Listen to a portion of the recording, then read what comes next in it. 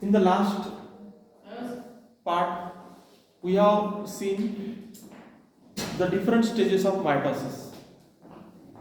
Mitosis के अलग अलग स्टेजेस हमने देखे हैं, prophase, metaphase, anaphase, telophase. These comes under karyokinesis.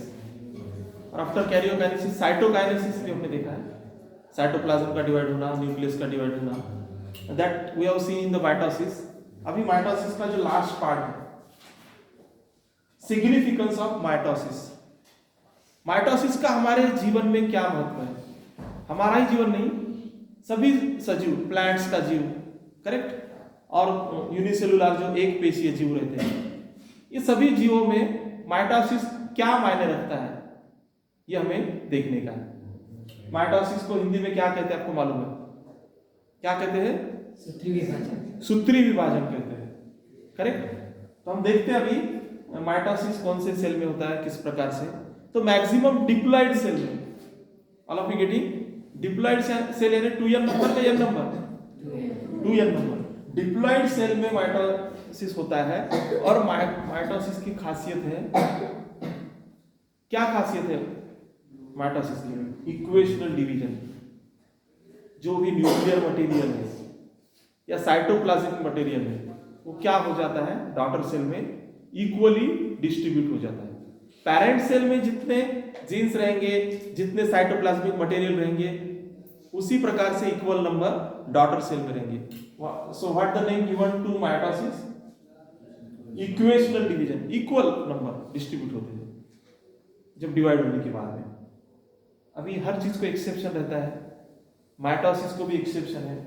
ऐसे कुछ उदाहरण है जिसमें माइटोसिस हैप्लॉइड सेल में होता है.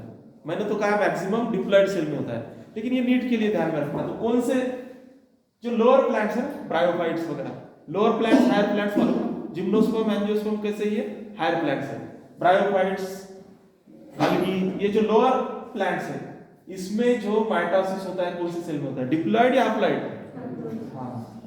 और कुछ इंसेक्ट भी है, सम इंसेक्ट है, उसमें भी हैप्लॉइड सेल में क्या हो जाता है, माइटोसिस होता है. All of you getting? अभी हम देखते हैं नेक्स्ट पॉइंट.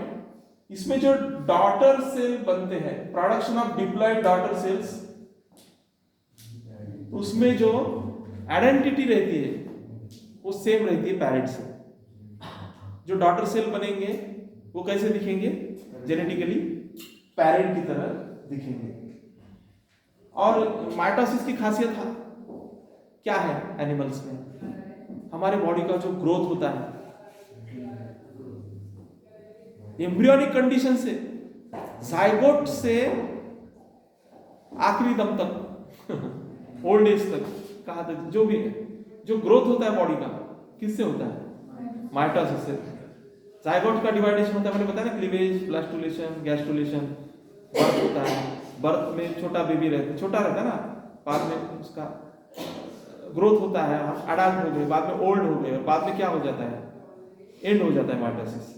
हमारा लाइफ कहाँ से स्टार्ट होता है? माइटोसिस से, जाइगोट बनना. और माइटोसिस स्टार्ट कब होता है? At the end of, correct. तो माइटोसिस क्या मायने रखता है हमारे जीवन में?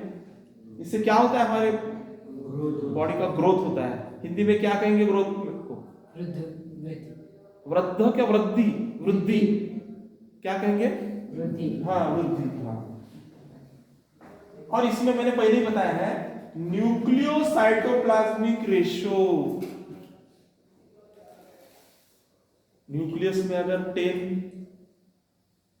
जीन्स हैं तो वो रिस्टोर होंगे, 10 ही रहेंगे.